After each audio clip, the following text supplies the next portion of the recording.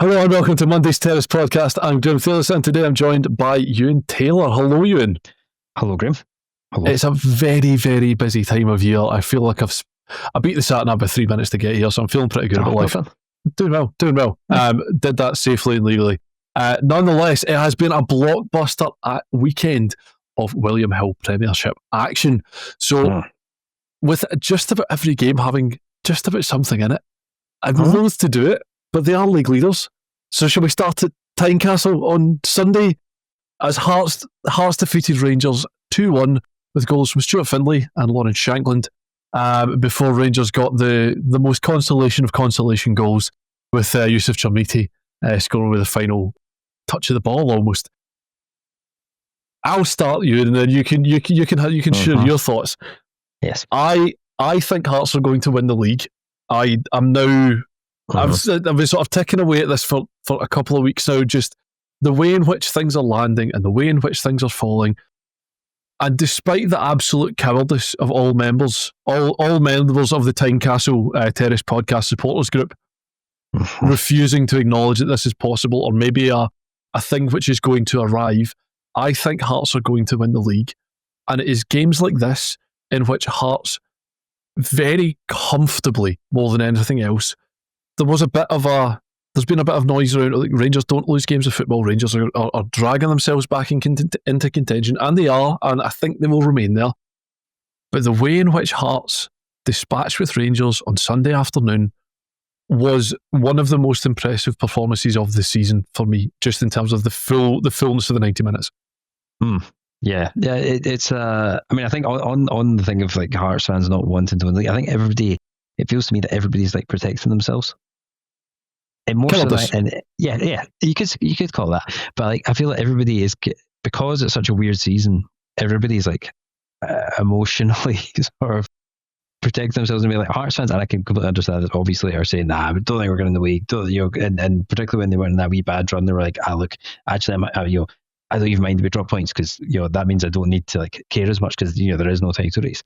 I've seen not this is not the majority opinion, but I've certainly seen some Celtic fans say, "You know what? I hope we lose the league because to basically show the board up and obviously they're only saying that because they're hoping that it'll be Hearts who would win rather than Rangers." Yes, and there's certainly a Rangers fans, much myself, would be in that number.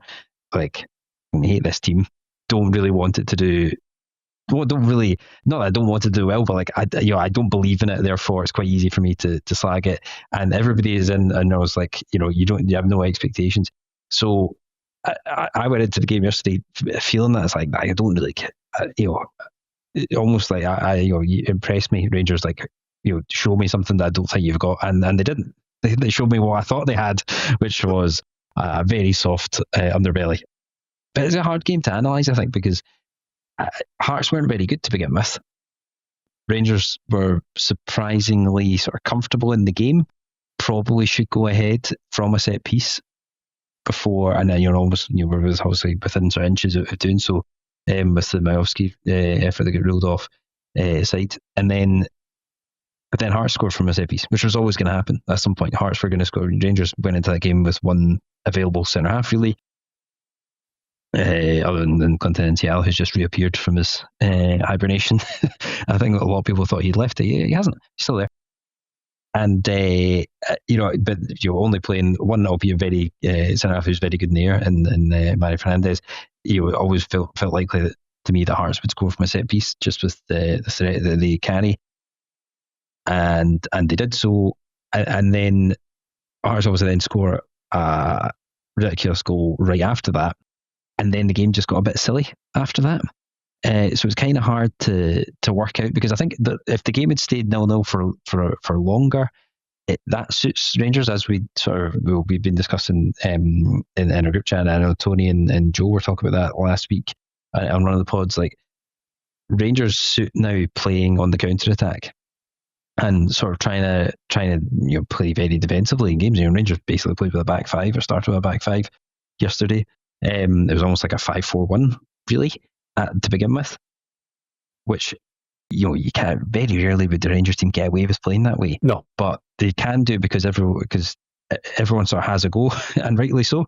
It's kind of a bit like and I think Rangers might get away with playing with that like that for a wee bit longer, because teams look at Rangers and rightly think, you know what, there's something here for us today, and have a go, and that kind of suits how Rangers want to play. I think after it went 2-0, you could see if you can get ahead against Rangers and then sit on a lead, Rangers will have very few ideas of how to break that down. And there were, I don't know how many formations were tried in the second half by Danny Rule. It was all, players were playing all over the place. James Tavernier was playing centre mid at one point. It was just trying anything because nothing works. So you might as well just try stuff. And that's how the game sort of it went. So I think it's not to say that teams should look at Rangers and like don't have a go at them, because obviously you can't really defend very well. But that is kind of what Rangers want you to do, and that's how the game was kind of panning out until the inevitable happens with Hearts probably carry the best threat in the league. I mean, the goals scored, column would tell you that. So as soon as Hearts got ahead, you're like, Rangers don't have it in them really to change this. And then when Jack Butland, I mean, the Shankland goal is a fantastic finish, but it's more of a goalkeeping error than it is a fantastic finish. It's basically the only place he could have scored, probably. But also, Jack Butland should have just been standing where that went in. And it's that thing of like, it looks like a great finish from the angle. So it's one of the ones where a lot of times you'll see strikers or whoever it is being very clever or very cute with their finishes.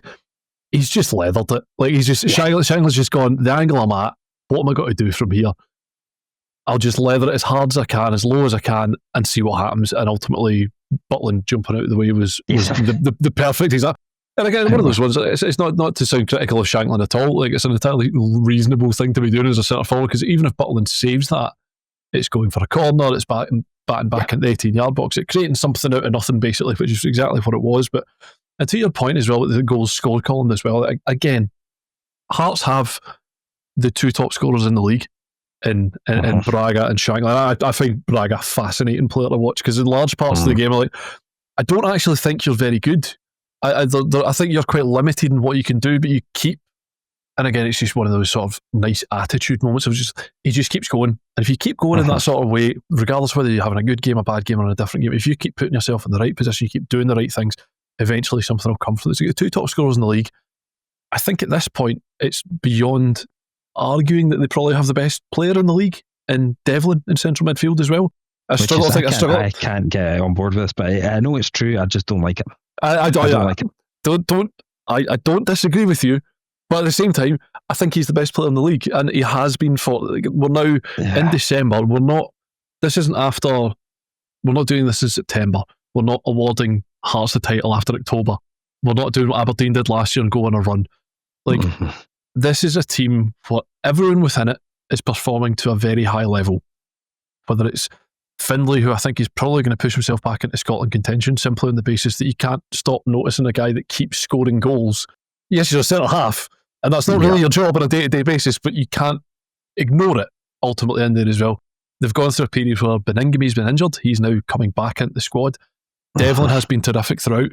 Shankland has been terrific throughout. Kizarides, I thought, was very good after he's had a bit of a quiet spell for a couple of weeks as well. Magnuson looks as if he's up to speed within the league as well. Like, I think Hearts are going to win the league, because I don't think anyone... They are, 12 clear of Rangers at this moment in time? They are 6 clear of Celtic. They're 11 clear of Motherwell, but again, Motherwell are not in contention for the title here either. So, like, if Motherwell aren't in contention, 11 points back, how are Rangers in contention, 12 points back? Like, I know, it's just purely brand recognition. That's why it's doing. Some good PR. But you look at that Hearts team, and Devlin's the case in point, but 6 of that Hearts 11, starting 11 yesterday, and the manager finished bottom 6 last season. Yep. Cammy Devlin, player of the season. Cammy Devlin simply cannot be the best player in this league. He's Cammy Devlin. But this is like his fourth season, something like that at Hearts. Like, we know what Cammy Devlin is, and there's so many, and that's the one thing that I agree that Hearts can win the league. They absolutely can, and they don't need to be, not like with Aberdeen. I remember I got pelters last season for saying if Aberdeen wanted to win the league, they would have to play a lot better than they were when they were in that massive winning run. But Hearts don't need to play any better than this. to win the league. This is absolutely fine. This is league winning form. The only thing is, I just can't quite get my head around all these players sustaining, and manager sustaining this. That's what if they keep this, they don't need to. As I say, they don't need to play any better than they are. They don't necessarily need to sign. I mean, they will be signing players in January, and I think of the 3/4 teams in contention, they are the best place to make a good fist of the January window because they seem to generally know what they're doing, unlike everybody else. So they absolutely could. They can get, and they will, as a club, they will get better from here. I just struggle to see those individual players sustaining this level of form. I just like, at some point people will remember who Cammy Devlin is. It's like, I don't, like, that's the only thing that makes me think, you do wonder at what point this stops being, the wheels come off slightly. But I mean, they've had their wee dip. They didn't necessarily play that badly in that time, but they also haven't necessarily played that well. and I think probably the more impressive thing I would say about yesterday was, and it has been the case probably in 3 of the 4 games they've beaten the Old Firm this season, that they haven't actually played that well. And that's and which is impressive in itself, because they get their free goals from set pieces. Which is, they also work really hard on those, but in terms of the general patterns of play, like, they don't need to dominate teams to find themselves 1 or 2 goals up because of how good they are at set pieces. And the position they're in just now as well, if they merely, as you highlight, maintain the form that they are in, again, they don't have to beat Rangers and Celtic again. They can go through the remainder of the season and not lose to them. Mm-hmm. They can go into games and Celtic, and again, too, your point on Devlin, and again, in full agreement with you on it. However, when you look at, you look at Derek McInnes, you look at Hearts, you look at Cammy Devlin, just purely on the basis of, I feel like I know each of those 3 elements very well. I know each of them very well. And if I was to pick 3 people that would get on really well together, I would pick Derek McInnes, Cammy Devlin, and Hearts. And it's like one of those moments, like, when you look around, and again, the obvious comparison to make is when you look at Leicester City. And again, Leicester City were never meant to win the Premier League, and they did. And they had a team with some talent in very particular areas, but then they had guys who played above themselves for that season. So you look at, if Cammy Devlin's Danny Drinkwater in this analogy, essentially, like a guy who at the end of the season will almost certainly move on elsewhere and probably do nothing close to what he has done even in the first 6 months of the season, basically. And as you say, I'm coming to terms with it. I have started to look into flights to Madagascar in May. I will be booking a house if anyone would like to join me there, and then I can return to the country for the beginning of the World Cup. Is my plan. When it's worn off, I mean, yeah, I do think. I mean, on that. I feel that, like, yesterday could be a really big 3 points for Rangers come May. Like, because if Hearts don't win the league and it's because Rangers is taking points off Hearts, I'll be furious. So if this is the start of the line down, then that's absolutely fine. Maybe we obviously need to see off the threat from Lanarkshire to secure 3rd.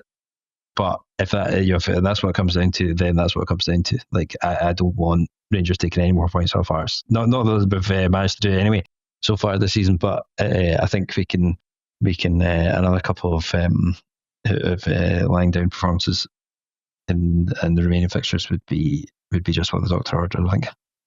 Let's quickly skip to the other game on Sunday as Celtic hosted Jimmy Tuline's Aberdeen in Glasgow, and saw Wilfried Nancy take his first win as Celtic manager. So Celtic are back. Is that what we're doing here? It felt very much sort of like a Dr. Aberdeen will see you now. Sort of like, if you're struggling, then Aberdeen the team you want to play. To be fair, like, as has been the case in every game really, other than, well, certainly maybe the second half against Roma actually as well, but there wasn't much evidence of the first half. But in every game under Nancy, there have been nice patterns of play. There have been sort of interesting things that you've seen players do things that, to be honest, they don't look that comfortable doing. But you have kind of seen what it could look like when it works. It's just that when it doesn't work, it looks horrendous.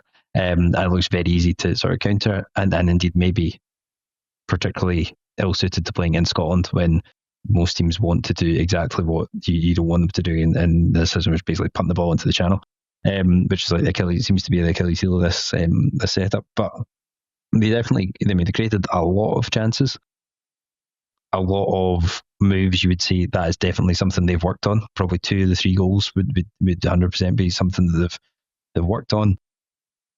And the red card changes it, and I think there's one thing that this Celtic team looks like it will give you is a chance, even if it's just in a spell of a game. Celtic will give you a chance at the moment, whether that's through confidence or the system or a combination of both. But I saw live. I watched this game from maybe like 5 minutes into the second half or so, and you could just the longer it went on, and I think Craig said in our group chat, it was like, this has a real whiff for Celtic here, because so you're 10 men, you're up against 10 men, you're 1-0, the chance creation was kind of slightly slowing. Aberdeen looked pretty secure in their shape. To be fair to Aberdeen, they definitely defended well for the vast majority of the second half, until they probably sort of tired slightly right at the end. But it just had that kind of whiff, and it was a very, Aberdeen had, lucky if they had about 2 or 3 shots in the whole game, but the goal was great, and it was interesting to see Kjartansson. That would be the high or the main thing I would say from an Aberdeen perspective. I think that was his debut. He signed with a bit of a rep, sort of like he's only 19. Icelandic midfielder, looks to have a good sort of build about him, but that was obviously, well, it was certainly the first I'd seen him, but I think it was the first anyone had really seen him, because that was his first minutes all season. I thought that the assist for this goal was really impressive.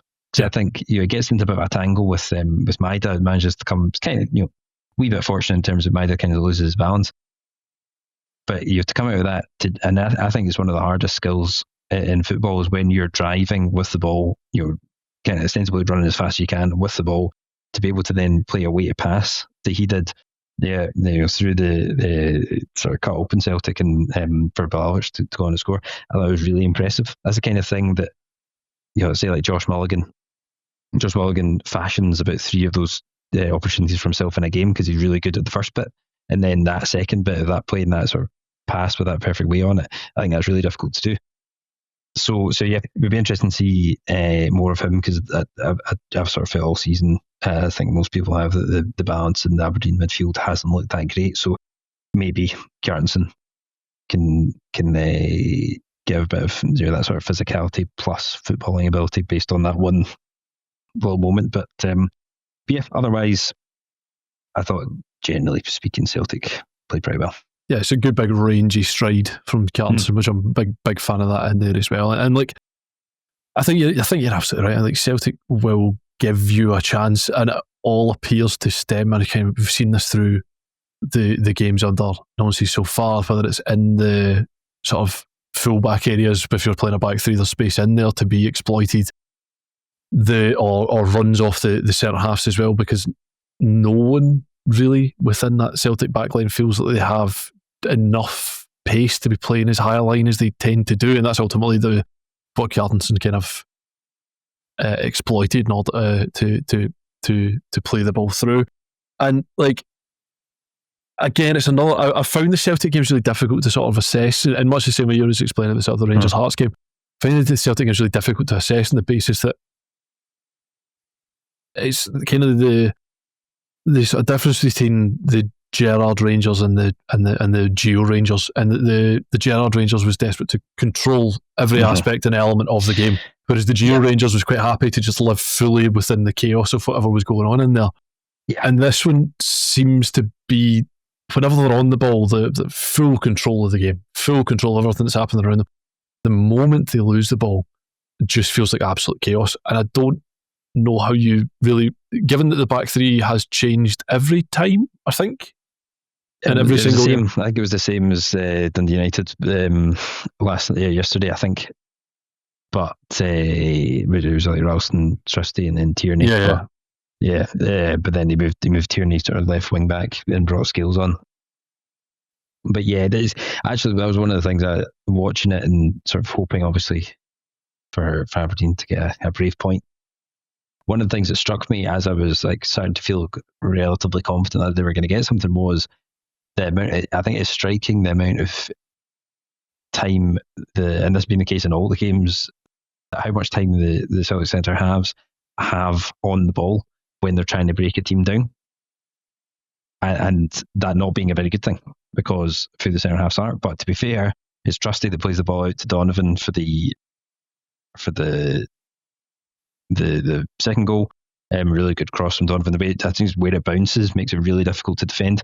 And Tierney coming in the back post, and then Scales actually reverses like a really nice pass into I think Nygren for the third goal. So sometimes it'll work, but generally I think it's always interesting to watch a team when they're like under stress at that point. Like I always remember actually go back to that Gerrard Rangers team.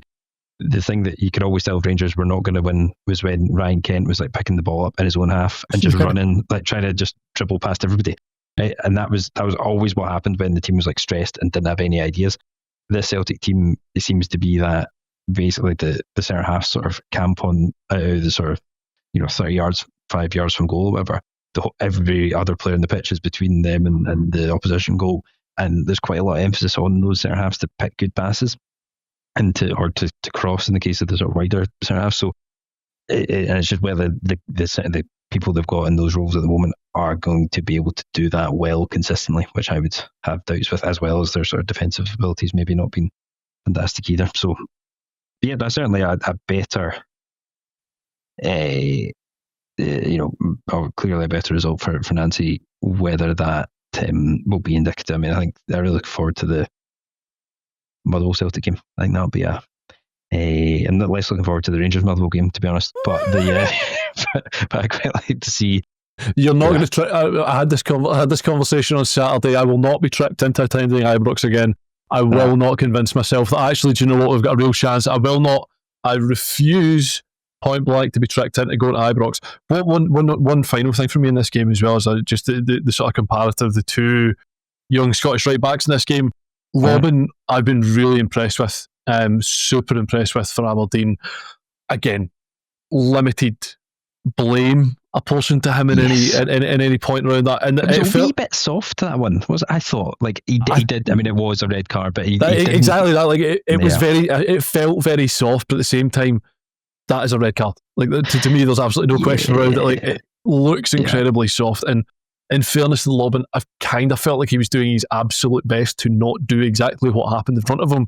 But it was just, it was so quick and so fast. And again, the fear that somebody being that goal side, it must cause absolute panic for you in there as well. And like, I did feel for him because he has shown a lot. Yeah, I kind of wondered if Maida was in better form and hadn't missed quite a few one-on-ones that he wouldn't have gone down. But I felt that, I mean, Maida probably over the piece does the right thing in going down, because as soon as he goes down, it is a red card. But I don't know if he needed to, and then he would have had a one-on-one, and then been able to, I think he probably would have scored. So interesting.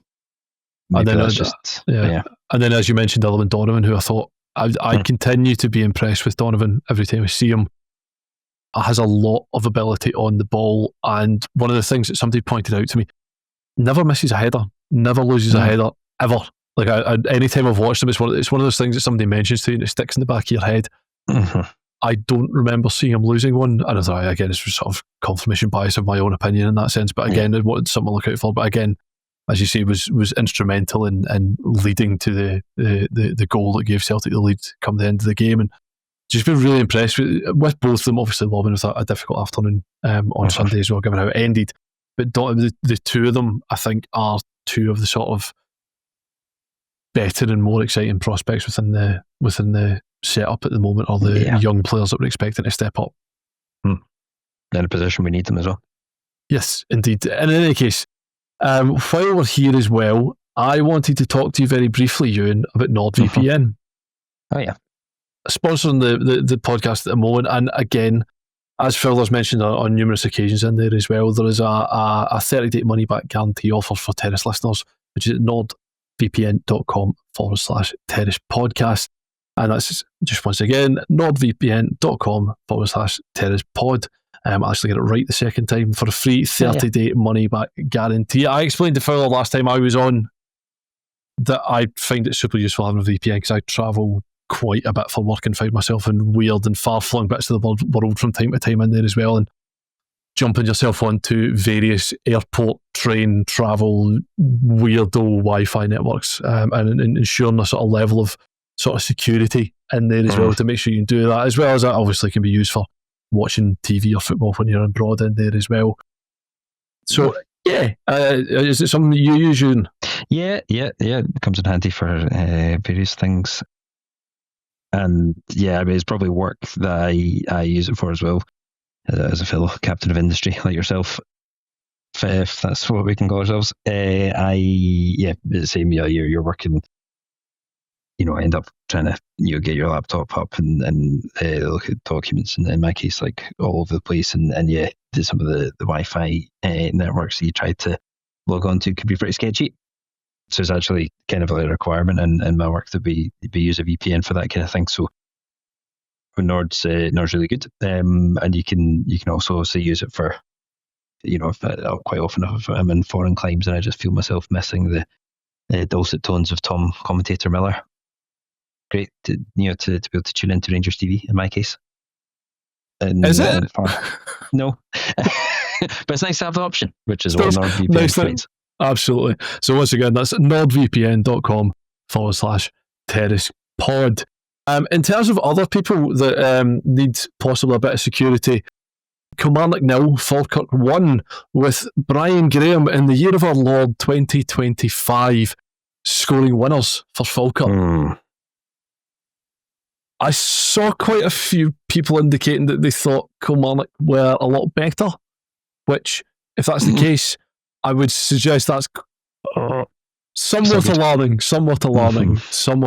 that situation in there as well. And again, as if we'll come at the end, I'm supposed to have talked about it as well, but we might as well just talk about it now. Like, Dom Thompson, in the spirit of Christmas night outs, and ended out having a couple out on the town with a couple of folk that you folk you see every day, but you maybe don't know that well, and get a bit leery and start mouthing off at somebody, and you try and steer them away. And then they just won't give up. So actually, do you know what? Just fuck them. I'm not getting involved. I don't need to be involved. And you can see his teammates just be like, actually, I don't need this, mate. I don't really. He's gone. I'm not ruining my Christmas for you, mate. 100%. I'm not getting involved with this. They're not shouting at me. I mean, they probably are as well, but I'm not I'm just going to leave it be. And not a great scene and not a great overall sign around the club as well. I did really enjoy it in the background. You could hear Merry Christmas, Fuck the Pars on every one of the clips, which is just really fun. Really enjoyed that as well. It's got a real sort of frizz on to the whole thing in there as well. But I think you said before, a player that just has too much going on at all times. Yes. Yeah. Craig Anderson in our group chat said Dom Thompson was playing left back as if he was Ronaldinho, but in all senses of the. As if maybe I don't know if it was Ronaldinho now, and he had to play left back for Kilmarnock. I mean, it'd be entertaining, but anything could happen. And it's just not what you want in a team that is struggling. And I wonder. I mean, I don't know what direction Kilmarnock are going to go in. Permanently, I don't think Chris Doolan. Certainly not on the basis of that. That's not enough to say, you know what, you're the man for us here. So I wouldn't expect him to get that job permanently. But you would think that. I actually think, and we'll come on to speak about two other teams. I think it's very much a 3-horse race for the 2 relegation spots this season, and I think they're all going to go. Certainly, 2 of them are already going this direction, and I think Kilmarnock will. You probably haven't been far away from it already, but I think it's going to be very. I think you're going to find 3 teams in the league playing very defensively, and I imagine Kilmarnock will appoint somebody who will try to just tighten them up a bit, which might involve not playing. So Ronaldinho at left back. So yeah, Kilmarnock just don't have very much about them. No. Ultimately, that's what it comes down to. And I don't know, they got the recruitment right in the summer, and they're just one of the sort of. I think there's probably 3 teams in the league that are in terms of in sort of panic stations, and they're one of them. So yeah, not from that. So whereas Falkirk I feel like Falkirk are almost. I wish I could put money on them finishing 4th bottom, because I feel that is just where I think Falkirk are going to end up on an island, because I think all the teams, there's the 3 teams that are hopeless. There's them who are having a great season, but that's the limit, and then every other team in the league is quite significantly better than Falkirk, I think. So whether that's possibly not in terms of their performance within themselves, but just by in quality terms and budget as well. So yeah, I just think that's what's going to happen this season. But fair play, I mean, that they finished 9th, and that's a fantastic season for them, and and they can probably build from there. But yeah, decent performance, and that's the kind of result ultimately they'll get them there. Going away to Kilmarnock and winning, which I thought in the balance of play they were pretty much they deserved it, even just with that the goal itself, which was great. I thought again, Oluwayemi was caught on his heels a wee bit. It was a bit of an odd way. Very odd way to score a goal. But again, you would kind of, the moment that Graeme has the time to take a touch, but again, it's just coming back to that whole point, and that you don't want him to be your first choice goalkeeper. And if Striek can come back, he will make a huge difference to the Kilmarnock team in general, because he's a very baseline floor of being a competent goalkeeper in there.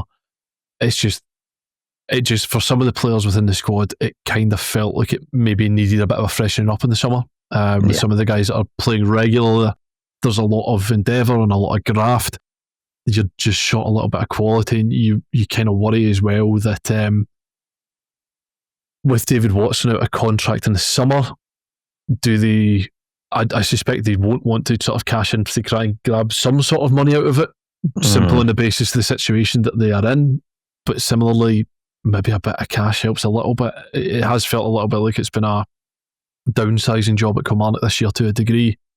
Yeah. And I think they've been fairly upfront with that, because again, they're looking at sort of training things in bits and pieces as well, because again, they'll be laying a grass pitch down at Rugby Park and things like that as well. But I get even with that as well, like it just feels that throughout the teams there are just holes everywhere. Like goalkeeper being a massive one, fullback one in there as well. In midfield, you're just, again, really like Brad Lyons. Polworth has his moments, Kiltie has his moments, Watson I think is a good player, but again, you're not looking at a huge number of players in there willing to put their foot on the ball or break the lines, or I just don't know where the improvement comes from.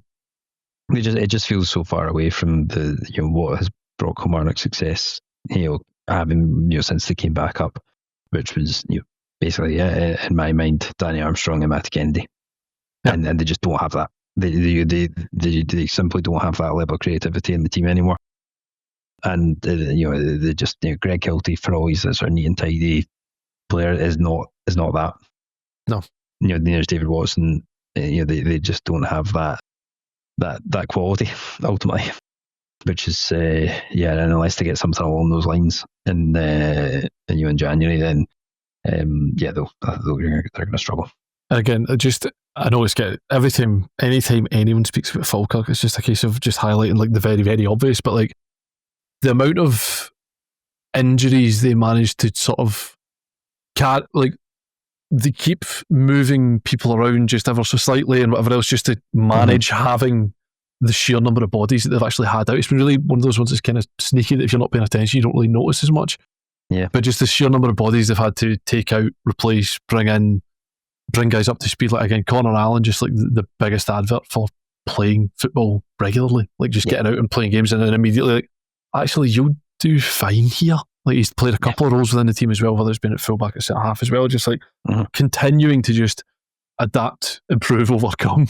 This is sort of like a gag, but that's actually just what they're doing as well. And everyone seems to be doing like just a taking a wee turn of being the guy of the moment basically in there as well. Like Miller's had a couple of quiet games, but again, other guys have stepped up in there. Spencer's just been a really consistent, solid performer in there as well. So yeah, good for Falkirk. Kilmarnock needs a good bit of work in there.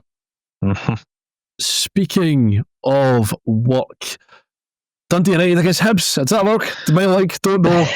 Weird game. Weird. Yes. Found this a very strange game, strange performance, and I find Dundee United very difficult to put a finger on just now as well, because they kind of started the season with their squad of multinational squad, and it seemed like immediately it's just fallen all together. All the bits have fallen in place. They know what they're doing, and then over the past month, 6 weeks, it feels like Goodwin's had to revert to just be solid. Like the game against us at Tannadice was in fairness, again, they have been the most effective in terms of just stopping Motherwell.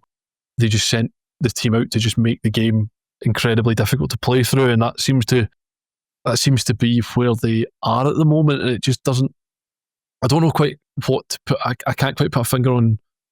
What's quite not firing for Dundee United, whether it's defensively being okay, goalkeeper situation, they seem to be just about getting by in the meantime with Dave Richards. Sapsford continues to impress me every time I see him. Waters maybe less so, Muller maybe less so. Stevenson is good. Like there's the bones of a good team there, but also at the same time, the majority of guys I've mentioned there are the guys that were there previously, and a lot of the guys that were brought in this summer have kind of dropped out. We're no longer seeing them. They have in the games I've seen. I've watched. So I watched this game. Watched the Celtic game in midweek, and also watched the Rangers game a couple of weeks ago. And like Dundee United in all those games have had a spell in which they've been absolutely howling. Yeah, and then they've had a 50-minute spell where they've been on top in all those games, and they're quite inconsistent even within games. So they're another team that will give you a chance, but it's almost if you don't put them to bed, and in all those games, Rangers could have, Celtic could have, and Hibs could have put that game beyond Dundee United in the spell where they're a wee bit all over the place. But if you don't kill them off, then they've got threat at the other end, and they kind of set piece threat and so on as well. They're a big team. They've got guys that, like Sapsford, even Sybil does that a few times. You've got guys that can do things sort of out of the ordinary fat as well. They've got kind of a threat. They're just. I think they probably just. And I don't think it was like. I don't think they had an option, but they probably just did a wee bit too much in the summer. But they had to rebuild that squad. A lot of players left. Had to bring players in, and I think they'll kind of get away with how they've done it. I mean, I don't think they'll finish top 6. I think they'll probably be in that sort of 7th, 8th position. But they've probably, I think again, budget was cut a wee bit there, and they've probably, they've gone about it in a quite interesting way. It's a bit like they've rolled the dice on loads of players and hoped that maybe one or two are the guys that you end up you can sell for money, and then that kind of sustains you. And maybe the budget can sort of creep up. I'm not sure. Sapsford looks like the one that could maybe do that for them. Yep. And I feel he's got like a run of games in him that like could have been this month. Like I don't think he's too far away from having had a run of games where someone almost immediately saying, right, here's like £1 million for Zach Haspert. So I think that could maybe that maybe if he finishes the season really strongly, particularly if they end up bottom 6, to be fair, then he ends up scoring against some of the weaker teams in the league. Then that might be when that he might be the one that they can sell, and they can sort of try to repeat the trick. But it's I think they kind of had to do that. And to be fair to Goodwin, it's probably not that easy to manage a squad like that. Whereas lots of players coming in, and then they'll just be around about mid-table, I think. But they're very they're very up and down, but even within games.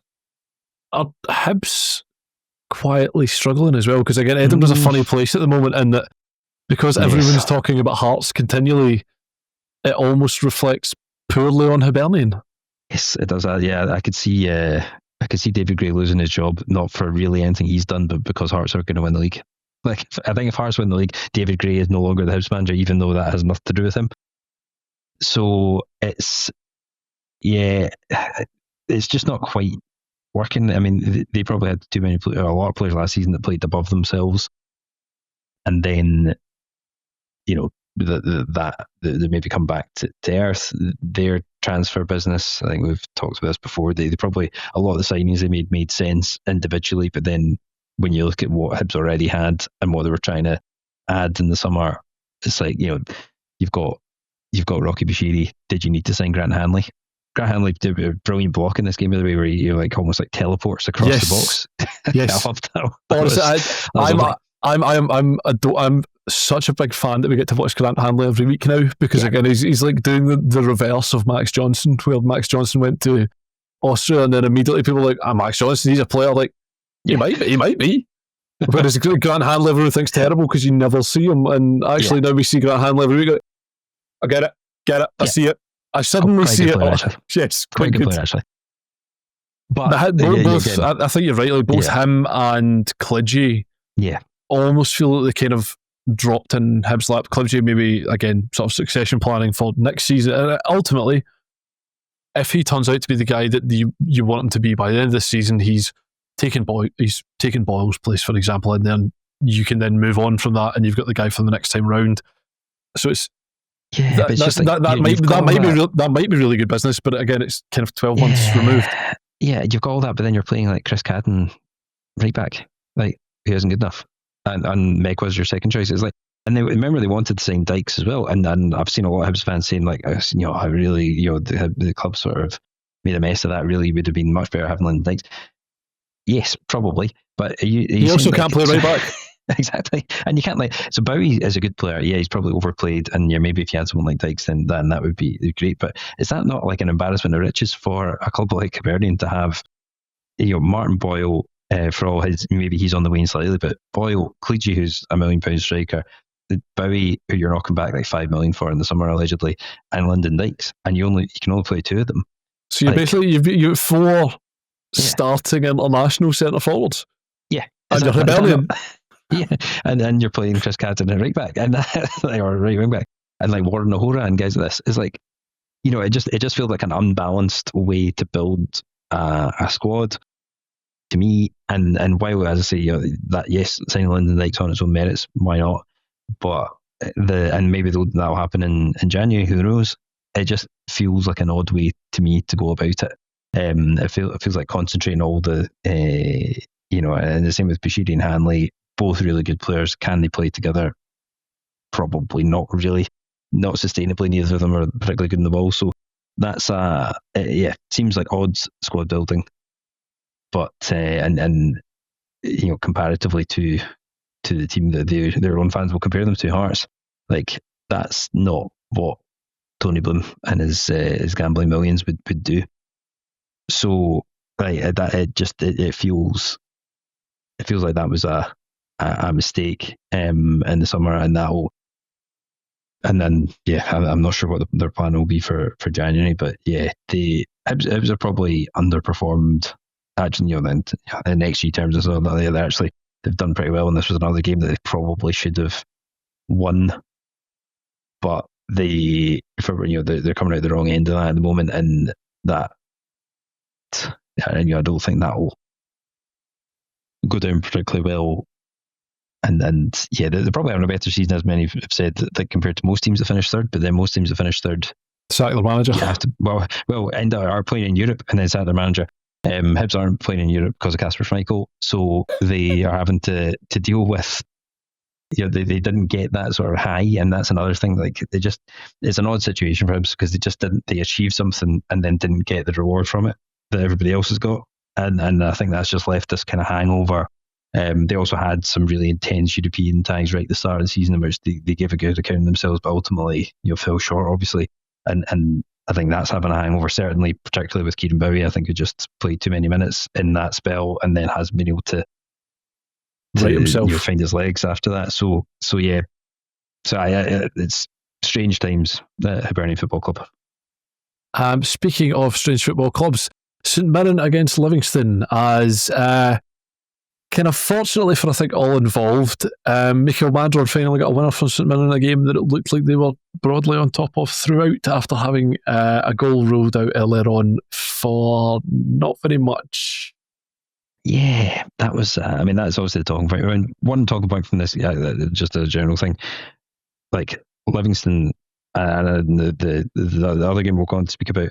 Both games, I was like, this is like watching these teams play against the Old Firm, and not the current Old Firm, a good version of the Old Firm, because they were so defensive. Livingston did nothing in this game, like absolutely nothing. Played so defensively against. Like obviously all conquering St Mirren, but like.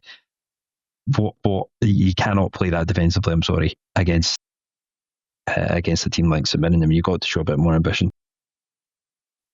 The ruled out goal, obviously an absolute test case for like what VR should not get involved in. I wondered if it was given because Lindelof kind of like is after the contact, but he kind of like flicks his fingers slightly.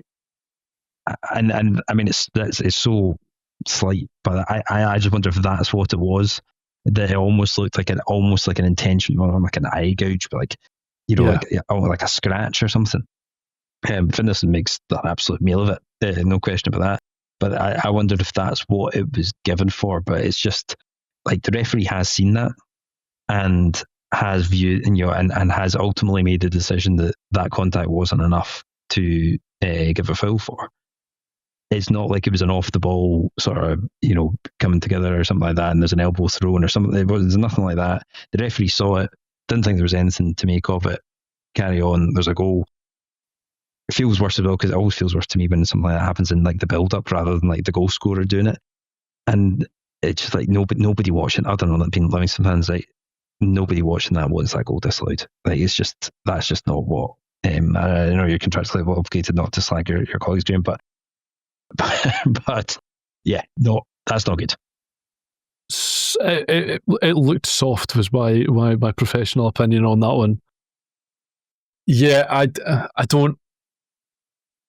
thought I broadly expected more out of Livingston this season. Yeah, on the whole, and my main takeaway from every time I've watched them is that they're just short of the level. They just don't have. That's absolutely it. They don't have. They have a couple of guys within the squad that you look at and go, useful, decent, fine. Like, again, fascinated by Bukella every time I see him. Like, every time I watch him, like, there's something much too good about you to be playing for Livingston, but at the same time you are playing for Livingston, and then you see him big chunks of the time. Then you see why he's at Livingston, and just kind of throughout the squad, they're all recognisable names. They're all guys that you know. They're all guys that you expect to be better of it, and it just feels like they just need to be a bit stronger, a bit faster, a bit sharper, a bit quicker, a bit more clinical. I don't know quite what to make of it. It feels like guys like Muirhead as well. Like, I love Muirhead. He is one of the proper entertaining centre forwards, because you genuinely don't know what you're going to get. You might not see him touch the ball for an hour. He might score from 70 yards. Like, again, just brilliant. Fine, absolutely brilliant. I know Craig was very keen to bring him home to Kilmarnock and stuff like that as well, and just all graft and gill. But it almost feels like a squad of those guys, like a squad of damn Huckabees, basically, of guys that just either were at the level and no longer are, or guys that can't quite get to the level. And it just feels like a squad full of those guys at this point. Yeah. I think if they keep this team together, it'll do really well next season, but in the Championship. Which is that's just not what they're trying to achieve this season. I think it's kind of odd recruitment from them, and they just don't have. They just don't have enough quality. That's what it comes out. I think they've got the worst 11 in the league. And you can't really imagine that they'll be going out and doing significant business in January either at that point there as well. So it is just a case of, and I understand, like you say, playing so defensively in there as well. It feels like they just can't buy a win at the moment, and maybe again just need something, just need just need to mug somebody and then try and sort of build on that. I mean, they play. So actually, I'd assume they're playing Falkirk in a couple of weeks simply because of the fixtures, because they played them very early on, and they will take 3 points off Falkirk again. But that's a good few weeks ago, a good few weeks away for them. For St Mirren's point of view, I don't think there's a better tie they could have got following League Cup glory of just turn up and like, again, they are a side who feel like they should be able to use the League Cup victory to sort of propel themselves up the table. They are a good side. They are, I say, with Falkirk probably going to find themselves on an island. I actually think Dundee United might find themselves on the island with Falkirk. I think St Mirren are better than that. I think if it was Aberdeen or Hibernian or Motherwell, ultimately, they would be the one I would be mildly concerned about losing my spot to. Just on the basis that now that that's out of the way, it feels like they now have full focus on being the league's biggest bastards. We've done that in the League Cup, so now we'll move on to being the league. And I say that with nothing but just pure pleasure and respect for them. I as much as I was singing the praises of Cammy Devlin in the Hearts game, Miguel Freckleton is just, every time I see him, like, you are brilliant. How have you ended up at St Mirren over literally everybody else? Because there's everything that you can do is absolutely brilliant. So yes, as much as Cammy Devlin gets the love, if I'm picking my 4 for the player of the year, Miguel Freckleton's on there and then as well. Yeah, there don't be any. There could be 0 Old Firm players in that 4. Oh no, Callum McGregor will be in there. Yeah, maybe. Yeah, probably. On to the final game of the weekend, which was my local side. I went to see Motherwell. It was Motherwell defeated Dundee 1-0. Dundee are not great. Dundee are not a great football side in almost any phase of the game. It was, and I said this to Gary, I was speaking to him after the game, and like you look at Slattery's goal in isolation, and it looks like a dreadful bit of defending. It's not a good bit of defending, but when you are a side that is basically defended like that for the best part of an hour, eventually somebody's going to drop a man. You can't ask, and that goes for just about any side across the Scottish League or presumably any level. Like, you can't ask a side to defend in that way and give up possession to, again, it's Motherwell, we take a lot of possession, we play the game in that way. But if you give up that much of the game to someone for that length of time without barely offering even an out ball in order to stretch the game and kind of reset and get yourself back in, if you allow the game to be played like that for the best part of an hour, you will concede, because simply somebody will drop a man, someone will lose a man. It'll take it was a really weird header as well. Somebody will take a chance. The game wasn't loaded with sort of brilliant Motherwell chances. Hendry probably should have scored from a header. Had a chance in the first half as well, where he just didn't really catch it. He came onto that really well. I really enjoyed his first touch. Stepped away from someone and then just just needed to put his foot through it. I think that's kind of where he is at the moment, of just not quite having the confidence to do that. But what we've seen of him in Scotland, he is a very streaky player. Like, he will do this for months and then score every game for 6. So I have sympathy for Dundee fans more than anything else. And the other thing is that Stephen Welsh is absolutely fucking brilliant.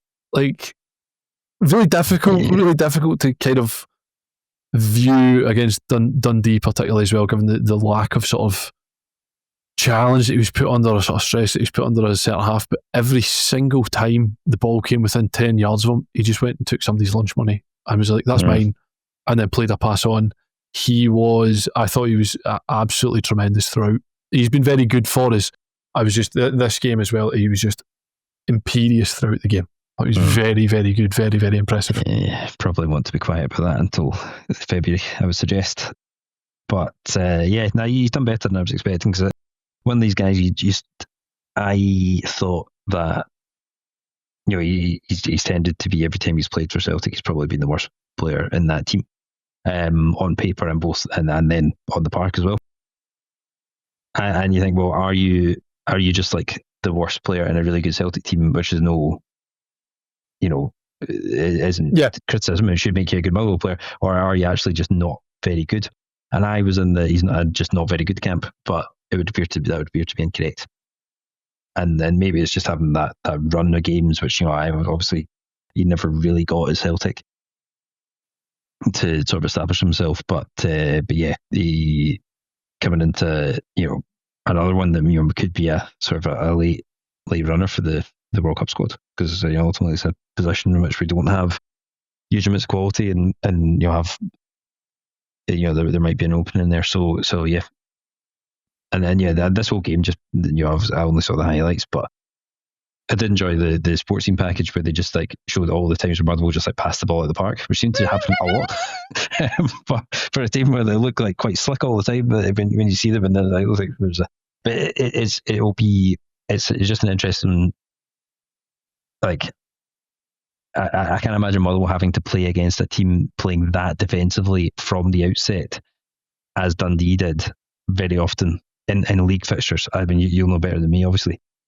I mean, teams are starting to do that. Yeah, and it's going to be an interesting test. It stands for quite a few teams, because as much as like teams are not doing that as much against Rangers and Celtic, they are starting to do it against teams like Motherwell, and they'll definitely start to do it against Hearts, and they'll be doing it against possibly like they do against Hibs now. And it's a bit of a switch, because I think particularly the bottom three teams are just going to be playing like that against pretty much everybody else in the league, because pretty much everyone else in the league is good. It's been a very weird experience, broadly, of seeing, like, it was maybe from sort of midway, maybe sort of October, November, and you just started to see teams. It was we played Aberdeen a couple of times. Sorry, the end of September. We played Aberdeen a couple of times in quick succession. It felt very much like they'd come along, like, we're going to do a job here. And ultimately, Motherwell won both those games and went from there. But particularly Dundee United did that. They basically, United set out last weekend and just went, we're going to try and take a point here. And if we get a chance, we'll try and take a chance, which was startling for a team that was good last season, has been good in bits and points this season. It was surprising to see them just go, nah, we're just going to do that. Dundee did much the same. Livingston tried that, and again, just as we said previously, just didn't have that. Falkirk again, but they're seeing more and more. The thing which has been heartening from a Motherwell perspective in that sense is that, and Dundee was, or the weekend was a really good example of it, is that against United you could sense there was a level of frustration creeping in, and it ultimately was detrimental to our play, because of course it was. This game, as much as we weren't as potentially slick as we had been, as you rightly point out with the ball going out of play numerous occasions, it felt like a real patience, and Euan said that in his post-match there as well, that the thing he was happiest about was just like, we don't stop doing what we're doing, we don't change what we're doing. What we are doing is the right thing, and if we continue to do that, eventually exactly what happened will happen, and that is exactly how it played out. We do have a Motherwell a challenging wee sort of end of the year, as we go to Ibrox, host Celtic, host St Mirren, and then go to Easter Road at the start of January as well, which is about as hard a run as you can find without playing Hearts at the moment. Yeah.